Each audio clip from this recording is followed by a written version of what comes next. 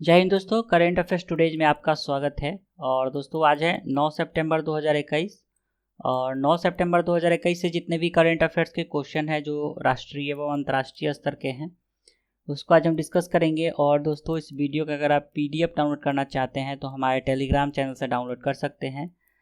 Telegram application में search कीजिए हमारा बिहार HB और चैनल को ज्वाइन कीजिए। टेलीग्राम एप्लीकेशन में सर्च करना है CA टुडेज और चैनल को ज्वाइन कीजिए। वहाँ पे आपको सारे दिन का PDF मिल जाएगा हिंदी और इंग्लिश दोनों लैंग्वेज में। और इस वीडियो के लास्ट में मैंने रिवीजन का 2 प्रश्न रखा है जिसका आंसर आप लोग को कमेंट बॉक्स में देना है, तो वीडियो अंत तक जरूर देखिए। चलिए शुरू करते हैं। तो दोस्तों आज का पहला प्रश्न है, हाल ही में किस देश ने अपना पहला लंबी दूरी का मैरीटाइम ट्विन इंजन जेट सी सुल्तान प्रतिस्थापित किया है? तो सी सुल्तान जो है पाकिस्तान के द्वारा प्रतिस्थापित किया गया है। ए ऑप्शन सही हो गया। पाकिस्तानी नौसेना ने अपनी नौसैनिक क्षमताओं को बढ़ाने के लिए सी सुल्तान नामक अपना पहला आधुनिक लंबी दूरी का मैरीटाइम ट्विन इंजन जेट प्रतिस्थापित किया है।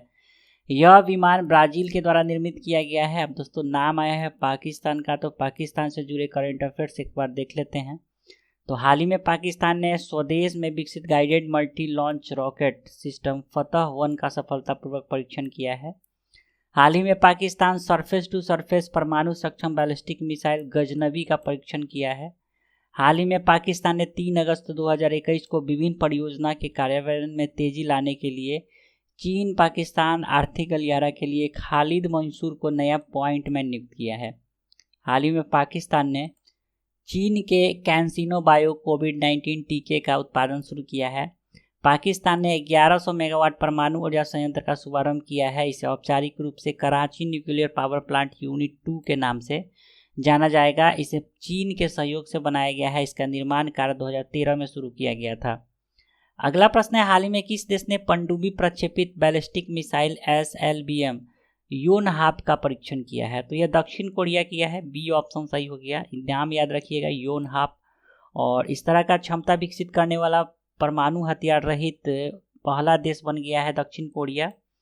नेक्स्ट है, हाल ही में किस व्यक्ति को ASOSAI का अध्यक्ष चुना गया है? तो ASOASI जिसका पूरा नाम है Asian organisation of supreme audit institutions, और इसके अध्यक्ष चुने गए हैं गिरीश चंद्र मुर्मू। ठीक है, सी ऑप्शन सही हो गया। गिरीश चंद्र मुर्मू अध्यक्ष के रूप में ASOSAI के मुख्य कार्यकारी होंगे और राष्ट्रीय और अंतर्राष्ट्रीय संगठन के साथ ASOSAI का प्रतिनिधित्व करेंगे।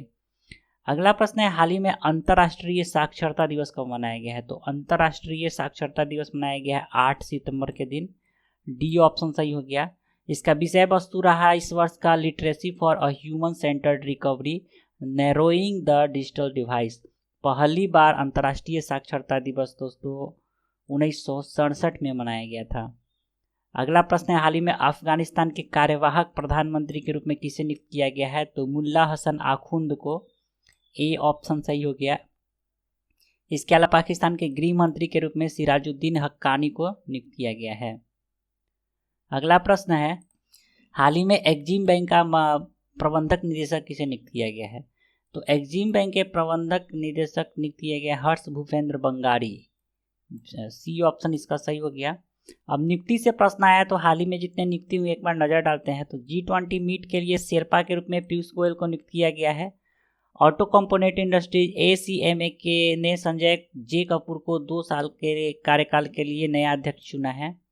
प्रभु शर्मा को नेपाल का सेना प्रमुख चुना गया है। नॉर्दर्न कोलफील्ड लिमिटेड के अध्यक्ष और प्रबंधक निदेशक के रूप में भोला सिंह को नियुक्त किया गया है। प्रणय वर्मा को मध्य प्रदेश उच्च न्यायालय का न्यायाधीश नियुक्त किया गया है। BSF के नए महानिदेशक के रूप में पंकज कुमार सिंह को नियुक्त किया गया है। हाल ही में नवगठित सहकारिता मंत्रालय का संयुक्त सचिव अभय कुमार को नियुक्त किया गया है।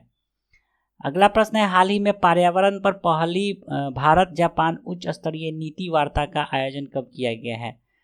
तो दोस्तों वीडियो अगर पसंद आ रहा है तो वीडियो को एक बार लाइक कर दीजिए। अब आंसर बताते हैं। तो इसका सही उत्तर हो गया 7 सितंबर। बी ऑप्शन सही हो गया। श्री भूपेंद्र यादव भारत के केंद्रीय पर्यावरण वन और जलवायु परिवर्तन मंत्री और जापान के पर्यावरण मंत्री श्री कोइजुमी शिंजिरो, ठीक है, कोइजुमी शिंजिरो इनका हिस्सा बना, इन्होंने भाग लिया है।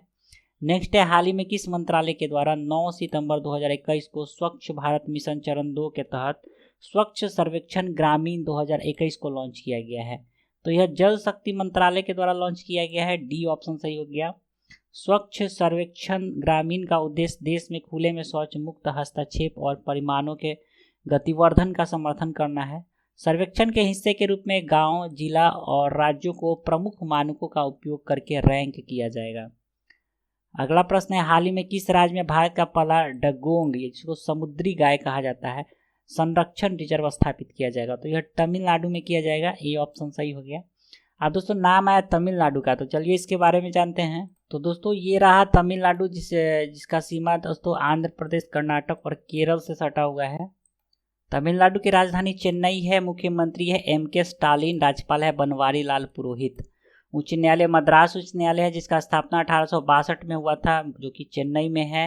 इसका एक ब्रांच भी है जो कि मदुरई में है, और इसके यानी मद्रास उच्च न्यायालय के क्षेत्राधिकार के अंतर्गत तमिलनाडु और पुडुचेरी आता है। वर्तमान में मद्रास उच्च न्यायालय के मुख्य न्यायाधीश संजीव बनर्जी है। चेन्नई में इंटीग्रल कोच फैक्ट्री है। कांचीपुरम पल्लव वंश की राजधानी थी। ऊटी पर्यटन क्षेत्र के लिए प्रसिद्ध है। मदुरई में मीनाक्षी मंदिर है। तंजावुर चोल वंश की राजधानी थी। रामेश्वरम में एपीजे अब्दुल कलाम का जन्मस्थल है। कन्याकुमारी मुख्य भूमि का दक्षिणतम छोर है। तिरुचिपल्ली यहाँ सबसे पुराना बांध एनीकट बांध है, जिसे चोल वंश के द्वारा बनवाया गया था। अगला प्रश्न है, हाल ही में national bureau of animal genetic resources ने भारत में पाई जाने वाली भैंस की किस नस्ल को 19वीं अनोखी नस्ल की मान्यता दी है? तो उस नस्ल का नाम है मांडा। ठीक है, तो बी ऑप्शन सही होगा। क्वेश्चन आ सकता है मांडा किस पशु का उन्नत नस्ल है? तो भैंस का। नेक्स्ट है, किसके द्वारा भारत का पहला स्वदेशी लग्जरी क्रूज लाइनर लॉन्च किया गया है? तो भारत का पहला स्वदेशी लग्जरी क्रूज लाइनर लॉन्च किया गया है IRCTC के द्वारा। किया जाएगा, अभी किया गया नहीं है, सी ऑप्शन सही है। और 18 सितंबर को इसको लॉन्च किया जाएगा।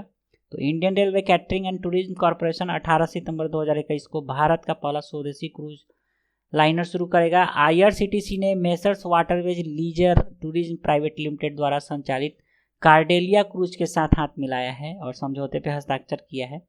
पहले चरण में यह मुंबई से अपने देश के साथ भारतीय गंतव्य के लिए रवाना होगा।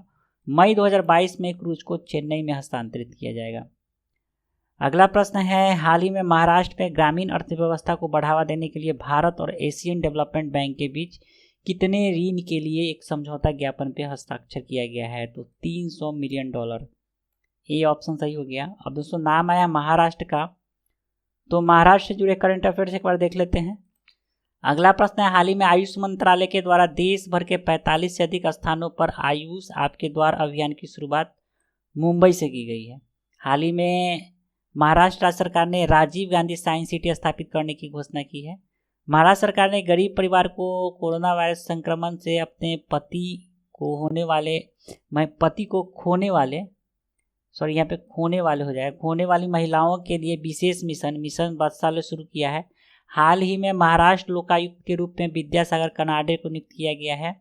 उसके बाद बॉम्बे हाई कोर्ट के पूर्व न्यायाधीश जस्टिस विद्यासागर एम कनाडे ने 19 अगस्त 2021 को महाराष्ट्र के नए लोकायुक्त के रूप में शपथ लिए हैं। महाराष्ट्र सरकार ने समाज की मदद करने वाले सूचना प्रौद्योगिकी संगठनों को सम्मानित करने के लिए राजीव गांधी के नाम पर एक पुरस्कार की स्थापना की है। प्रतिष्ठित प्लेबैक सिंगर आशा भोसले को वर्ष 2021 के लिए महाराष्ट्र भूषण पुरस्कार के लिए चुना गया है। अगला प्रश्न है, हाल ही में केंद्रीय संस्कृति मंत्री किशन रेड्डी के द्वारा गीता गोविंदा जयदेवाज डिवाइस ओडिसी पुस्तक का विमोचन किया गया है। इसके लेखक कौन है? तो पुस्तक का नाम है गीता गोविंदा जयदेवाज डिवाइस ओडिसी। इसके लेखक है उत्पल के बनर्जी, डी ऑप्शन सही हो गया है। इसके अलावा बुजुर्गों की बात देश के साथ कार्यक्रम का भी शुभारंभ किया गया है, ठीक है, किशन रेड्डी के द्वारा, जिसका उद्देश्य युवाओं और 95 वर्ष और उससे अधिक उम्र के बुजुर्गों के बीच बातचीत को बढ़ावा देना है। तो ये था आज का करेंट अफेयर्स। चलते हैं रिवीजन के तरफ। तो रिवीजन का पहला प्रश्न था, हाल ही में भारत और किस देश के बीच सूर्य किरण नामक युद्धाभ्यास के 15वें संस्करण का आयोजन 20 सितंबर से किया जाएगा? तो यह नेपाल के बीच होता है, भारत और नेपाल के बीच, ए ऑप्शन सही हो गया। दूसरा प्रश्न है, हाल ही में भारत के साथ कौन सा देश AUX इंडेक्स अभ्यास में मेजबानी करेगा? तो ऑस्ट्रेलिया के साथ, डी ऑप्शन सही हो गया। तो कल के प्रश्न का सही उत्तर हो गया ए और डी। आज का रिवीजन का प्रश्न है, हाल ही में आई एयर का ब्रांड एम्बेसडर किसे नियुक्त किया गया है। और आज का दूसरा प्रश्न है, बिटकॉइन को कानूनी मुद्रा के रूप में स्वीकार करने वाला विश्व का पहला देश कौन बना है। तो इस दोनों प्रश्न का उत्तर आप लोग को कमेंट बॉक्स में देना है। तो चलिए दोस्तों, आज के लिए इतना ही। आशा करता हूँ आपको ये वीडियो पसंद आया होगा। तो वीडियो अगर पसंद आ रहा है तो वीडियो को लाइक कर दीजिए तथा अपने दोस्तों में जरूर शेयर करें। साथ ही चैनल पर नए हैं तो चैनल को सब्सक्राइब कर दीजिए और बेल आइकन जरूर दबाएं, जिससे आपको सारे वीडियो का नोटिफिकेशन मिलता रहेगा। तो मिलते हैं जल्दी फिर एक नए एपिसोड के साथ। तब तक के लिए जय हिंद।